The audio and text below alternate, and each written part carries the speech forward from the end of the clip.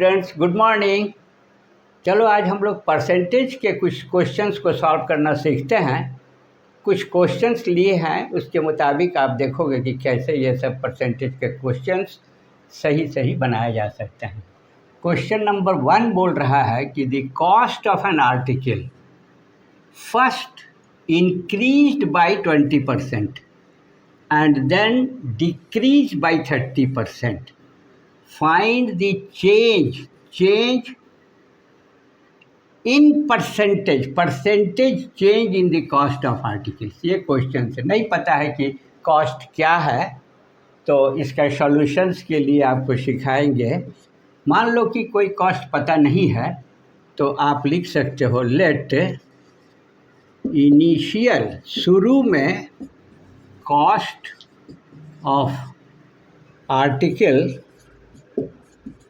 Rupees x है, शुरू में ये है।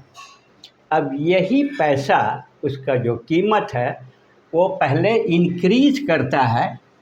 तो इंक्रीज के लिए आप ध्यान दो, कोई भी चीज़ इंक्रीज करेगा तो जो चीज़ करता है उसको लिखो और अंडर ब्रैकेट प्लस लिखना, इंक्रीज होगा तो, और जितना परसेंट इंक्रीज करता है इसको लिख दोगे परसेंटेज में। ये इंक्रीज हुआ, शुरू में ये है, ये इंक्रीज हुआ। इसको थोड़ा सॉल्व कर लो सकते हो। 2 5 जा, यहाँ 1 आया तो ये वैल्यू आपको आ गया 5 + 1 6 x/5। इंक्रीज करके फर्स्ट इंक्रीज किया तो ये हो गया। अब ये फिर यही चीज़ हमारे पास डिक्रीज करता है, तो आगे बढ़ कर के इसका सेकंड जो काम करेंगे, आफ्टर डिक्रीज क्या हो जाएगा, x के जगह पर ये लेंगे क्योंकि यही डिक्रीज कर रहा है। 6x/5 under bracket 1 minus, decrease के केस में माइनस लोगे। और कितना कर रहा है तो यहाँ हम कर देंगे 30/100।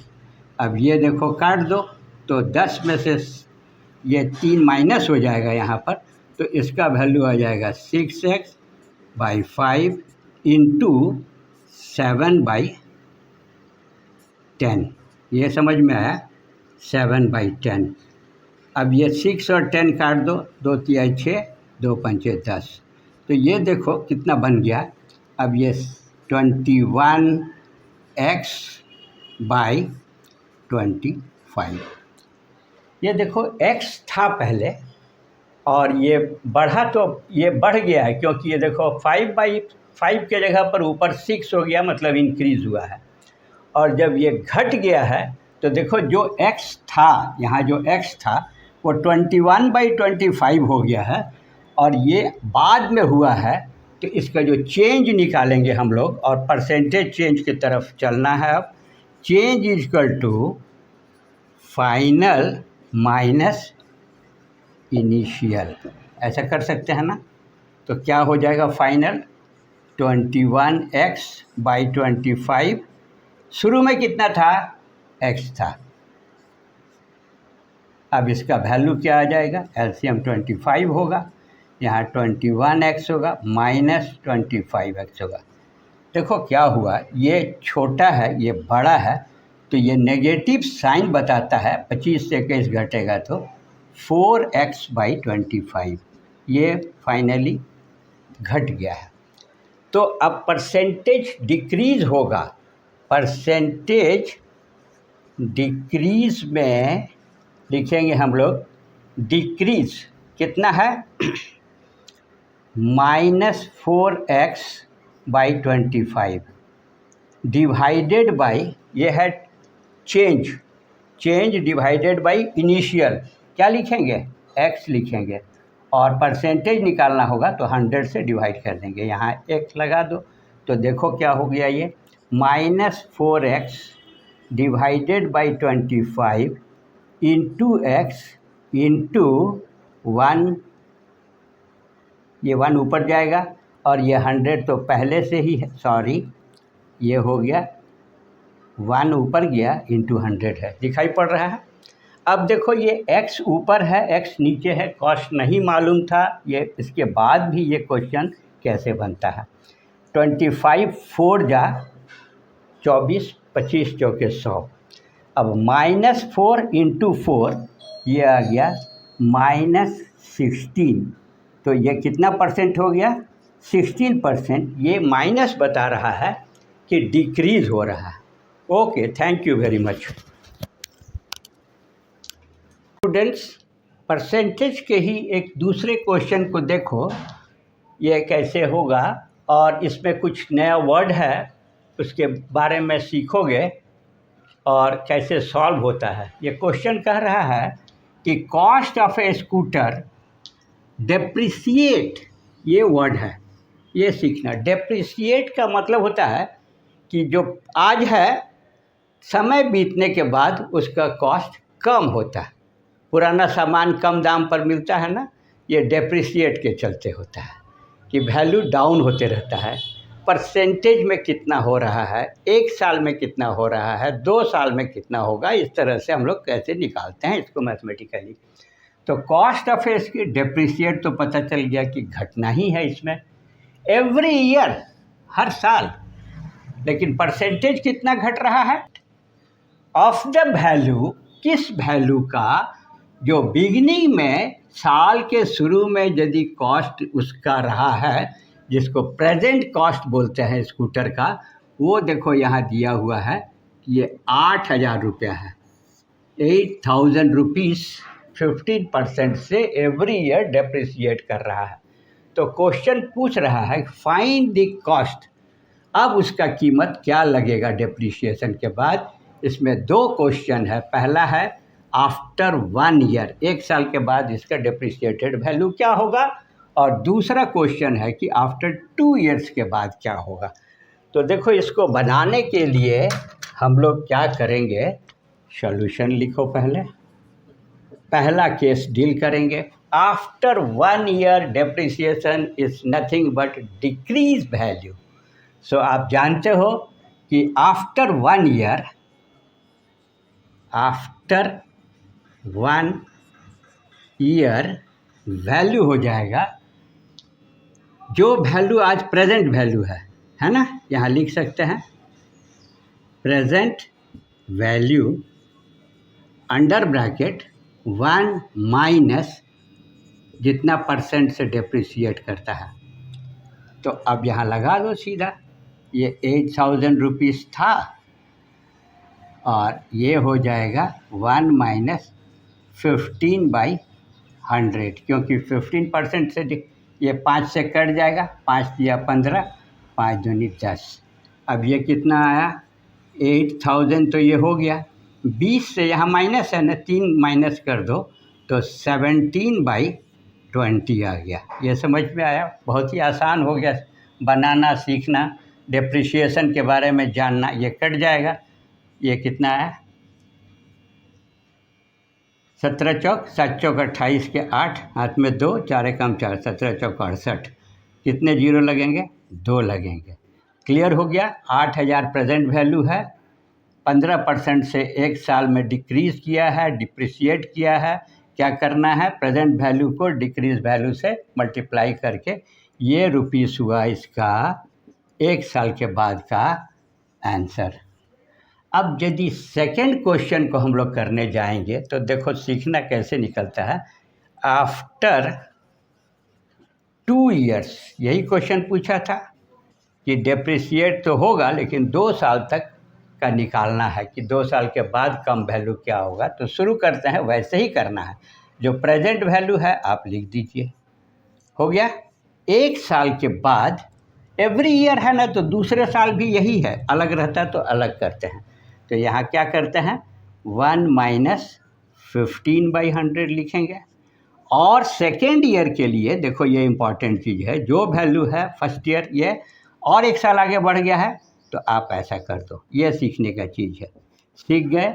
मान लो कि ऐसा 3 साल होता है ना, तो मल्टीप्लाई करते जाते हैं, मल्टीप्लाई करते जाते हैं। अब इसको सॉल्व कीजिए।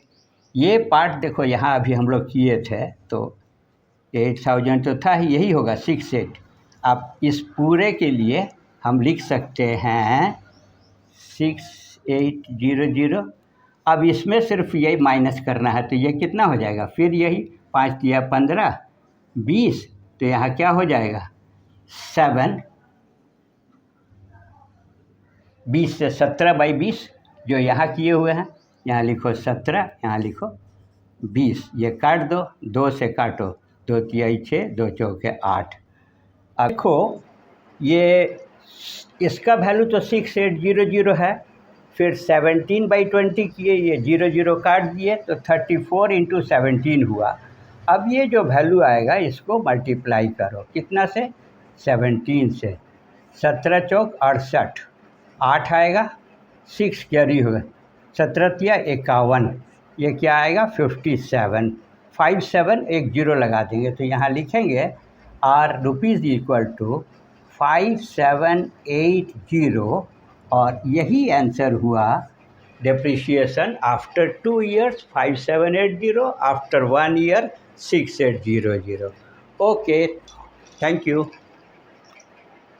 एक और क्वेश्चन नंबर 3 हम लोग देखेंगे परसेंटेज का। ये क्वेश्चन क्या कहता है, ये इन ए इलेक्शन कोई चुनाव हुआ है, where between 2 candidates one secured 58%।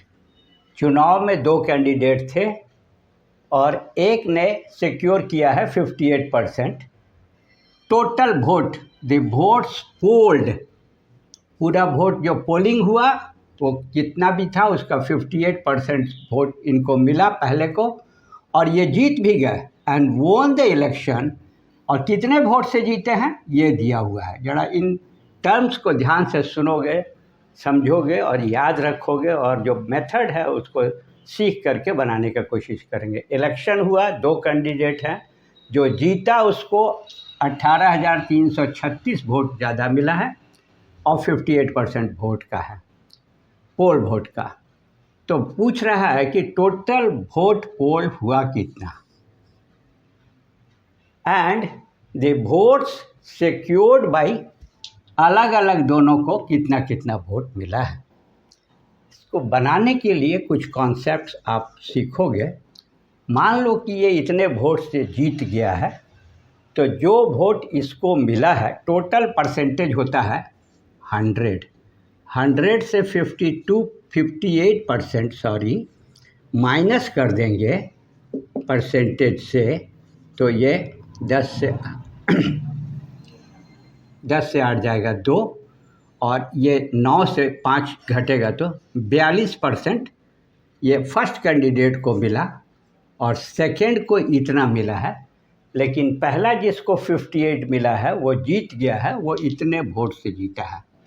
तो जो वोट से जीता है वो परसेंटेज निकालने के लिए मान लो कि let total vote polled, total vote polled is equal to x.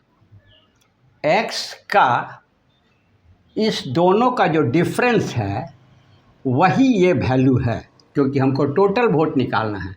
तो हम क्या करेंगे, पहले डिफरेंस जिसके चलते जीता है वो कितना परसेंटेज है, तो 58% माइनस कर दो 42%, तो कितना परसेंट बच रहा है, जो ये वैल्यू के बराबर होना चाहिए। 8 से 2 जाएगा तो 6, और 5 से 1 जाएगा, ये 60% of the total vote is this vote. तो अब आपको टोटल वोट जो निकालना था, टोटल निकल जाएगा पहले। तो क्या करेंगे, 16% of total vote x equal to ये करना है 18336। ये एक्स का वैल्यू क्या आ जाएगा, टोटल वोट पहले आंसर की तरफ हम लोग पहुंच रहे हैं, 18336 डिवाइडेड बाई 16 इंटू 100, यही आएगा। अब इसको आप डिवाइड कर लीजिए। कैसे डिवाइड कीजिएगा, 18336 को 16 से डिवाइड करना है, 16 एकम 16, 2 आएगा, 3 उतरेगा। अब यहाँ 16 एकम 16, 13, 6 6 12 और एक 13 इधर कट गया। अब फिर आएगा 16 चौक 64, 16 पंचे 80, 16 चौक 64 घटाइए, 9 4 13 इधर कट गया, फिर 6 आया, 16 छक 96 आ गया। ये सब करना बहुत ज़रूरी है आपको, और 2 जीरो तो लगा ही देंगे। तो इसका जो एक्स का आंसर आ रहा है अब टोटल वोट का, वो 1146 इंटू 100 होगा, तो 2 जीरो लगा दो, तो एक आंसर आपका ये आ गया टोटल वोट का ये आंसर। ये कैलकुलेशंस बहुत ज़रूरी है करना। Therefore x is equal to answer 114600। अब दूसरा पार्ट है कि ईच ने क्या क्या पाया है, तो दोनों का परसेंटेज मालूम है, निकाल देंगे। कैंडिडेट 1 को कितना परसेंट वोट मिला है, 58 मिला है, तो 58% ऑफ क्या, टोटल 114600।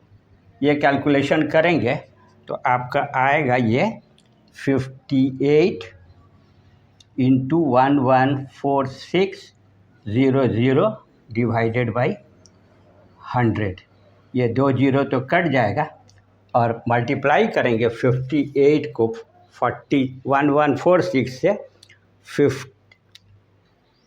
58 इंटू 1146, तो ये आपको आएगा 66468। 66468 ये वोट मिला है इनको।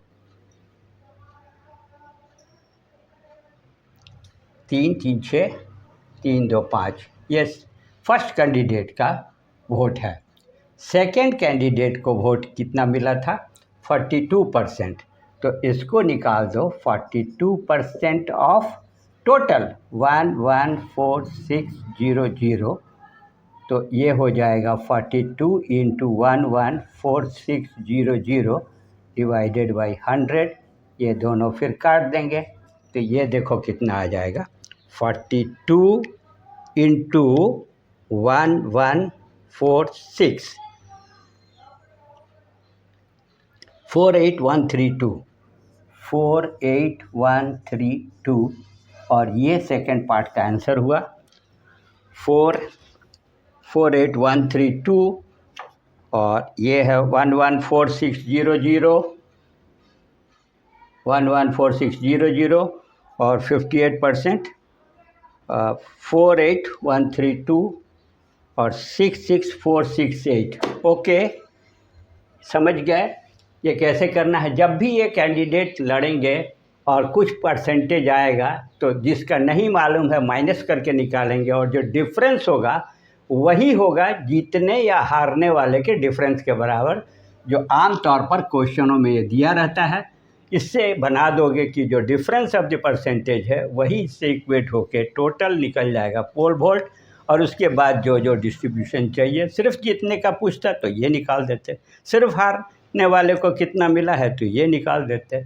इस तरह से आप बना सकते हो। Please try many more. Thank you. Let us learn from one more question. The question says in an examination, इस तरह के बहुत से क्वेश्चंस पूछे जाते हैं। इन एन एग्जामिनेशन, एक कैंडिडेट, कोई स्टूडेंट सिक्योर किया है 125 मार्क्स, किसी एग्ज़ाम में उसको 125 मार्क्स मिला है, मगर फिर भी फेल हो गया। फेल कितना नंबर से फेल हो गया है, 15 नंबर और मिलता तो पास हो जाता। फेल हो गया है 15 नंबर से। लेकिन क्वेश्चन में कह रहा है कि if the pass percentage marks was 35% होता तो हो जाता पास। तो फाइंड द मैक्सिमम मार्क्स क्या है, ये क्वेश्चन है, मैक्सिमम मार्क्स। तो देखो इसको कैसे हम लोग सॉल्व करते हैं। जो लेट मैक्सिमम मार्क्स पूछ रहा है ना, आप यहाँ कर दो, लेट मैक्सिमम मार्क्स टू पास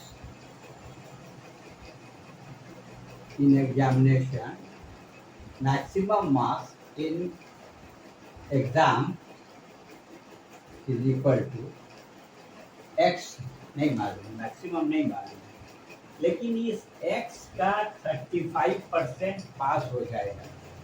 तो एक लेफ्ट साइड में हम लिखते हैं पास मार्क्स, पास के लिए क्या चाहिए, pass marks 35% of maximum marks X is the marks, जो आएगा वो होना चाहिए, मार्क्स होना चाहिए। तो मार्क्स कितना मिला है, यहाँ लिखेंगे हम लोग, जो मिला है 125, लेकिन फेल हो गया था 15 से। यदि 15, यही कॉन्सेप्ट है, 15 और जोड़ दिया जाए इसको, 125 मिला है, 15 नंबर से फेल कर गया है, पास होने के लिए, पास का रिलेशन बन रहा है, टोटल मार्क्स के रेस्पेक्ट में बन रहा है, जिससे ये टोटल मार्क्स निकल जाएगा। तो क्वेश्चन में बोला हुआ था कि 35% ऑफ द टोटल मार्क्स कितना होना चाहिए, कम से कम जो मिला वो, और जो कम मिला था जोड़ दिए तो हो गया, ये कॉन्सेप्ट आ गया। तो इससे बहुत आसानी से इसका आंसर मैक्सिमम मार्क्स निकलेगा। ये क्या करेंगे, 35 बाई 100, ये अच्छी तरह जानते हो, दिस इज डिनोमिनेटर में आता है 1/100 of x is equal to, ये ऐड करो तो कितना आता है, 5 5 0, और 2 1 3 1 4, और यहाँ क्या आया, 140 है, 5 20 10 30 40, 120 10 30 10 40, ये ठीक होगी। क्या निकालना है, मैक्सिमम, इसको छोड़ दो, यहाँ इक्वल टू लिखो, राइट साइड वाला वही रहेगा, ये 100 मल्टीप्लाई होगा, और इधर क्या आ जाएगा, 35। ये कैलकुलेशन समझ में आ रहा है, 5 सत्य 35, 5 दूनी 10, ये हो गया, 7 एकम 7, 7 दूनी 14, कितना आया, 2 दूनी 4, और 2 तो 0 और लगा दो। यही है मैक्सिमम मार्क्स 400, और यही आंसर है। बहुत अच्छी तरह से समझ में आया, क्या है, जो भी हो ये कंसेप्ट आना चाहिए, जो एक बेसिक चीज़ है, कोई भी चीज़ का कोई परसेंटेज, तो आप कंपेयर कर लो, लिख करके ऐसा ये बन जाएगा। ये फेल हो गया था तो 15 जोड़ने से पास हो जाएगा, और इधर पास कितना परसेंट है, 35। इस तरह से आप सारे क्वेश्चन परसेंटेज के किसी भी बुक से, कहीं से भी आप बनाओ खुद से। ओके।